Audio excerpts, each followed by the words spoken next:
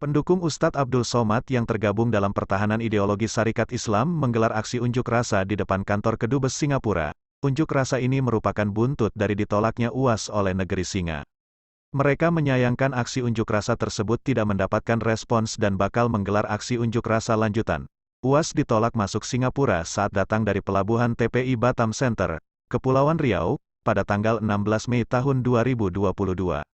UAS dan rombongan kembali dipulangkan ke Indonesia melalui pelabuhan Batam tempat rombongan itu awalnya berangkat.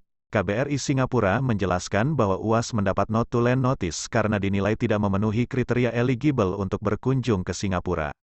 Kami dari Pertahanan Ideologi Syarikat Islam patuh dengan aturan yang berlaku di Republik ini. Namun sangat disayangkan bila mana permintaan kami tidak direspons, kata koordinator lapangan dalam aksi unjuk rasa tersebut, Muhammad Senanata kepada wartawan. Senanata mengatakan tidak dikabulkannya tuntutan pertahanan ideologi Syarikat Islam bakal memicu munculnya aksi dari kelompok lain pendukung UAS. Dia menyebut penolakan UAS merupakan bentuk diskriminasi bagi warga Indonesia. Senanata juga mengungkapkan jika pertahanan ideologi Syarikat Islam bakal menggelar aksi lanjutan jika tidak ada permintaan maaf dari Kedubes Singapura. Dia menyebut aksi tersebut bakal dilakukan di Kedubes Singapura dan Istana Presiden dengan jumlah massa yang lebih banyak. Untuk berikutnya kami sedang merencanakan aksi damai dengan jumlah massa yang lebih besar, ujarnya. Untuk saat ini kita masih konsolidasi di internal perisai dengan estimasi massa 1.000 orang. Sambungnya, dia mengatakan aksi lanjutan tersebut bakal dilakukan dalam waktu dekat.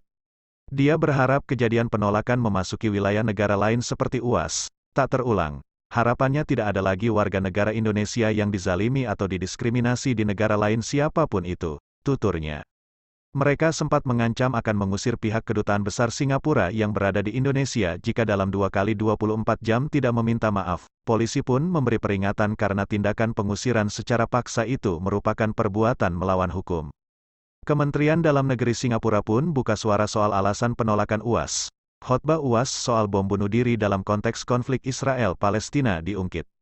Somad dikenal sebagai penceramah ekstremis dan mengajarkan segregasi, yang tidak dapat diterima dalam masyarakat multiras dan multi-agama Singapura. Misalnya, Somad telah mengkhotbahkan bahwa bom bunuh diri adalah sah dalam konteks konflik Israel-Palestina, dan dianggap sebagai operasi syahid, tulis Kemendagri Singapura.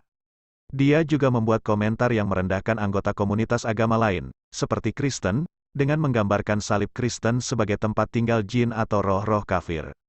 Selain itu, Somad secara terbuka menyebut non-muslim sebagai kafir. Lanjut pernyataan tersebut, buntut dari UAS ditolak masuk ke Singapura.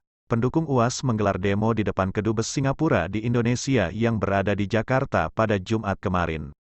Terdapat 3 tuntutan massa terkait demo tersebut yang disampaikan dalam pemberitahuan ke Polda Metro Jaya. Pertama, mengecam dan mengutuk keras atas tindakan perbuatan tidak menyenangkan yang dilakukan oleh imigrasi Singapura terhadap Ustadz Abdul Somad. Kedua, meminta Kedutaan Besar Singapura yang ada di Indonesia memberikan klarifikasi dan meminta maaf secara terbuka. Ketiga, usir Duta Besar Singapura karena telah mengusir Ustadz yang dihormati oleh rakyat Indonesia. Pendukung UAS dari Pertahanan Ideologi Syarikat Islam juga meminta pihak Kedubes Singapura meminta maaf terkait penolakan UAS. Mereka mengancam akan mengusir Kedubes Singapura jika dalam 2 kali 24 jam tidak meminta maaf. Untuk tuntutan yang hari ini kita sampaikan, kami meminta kepada pemerintah Singapura untuk segera meminta maaf secara terbuka.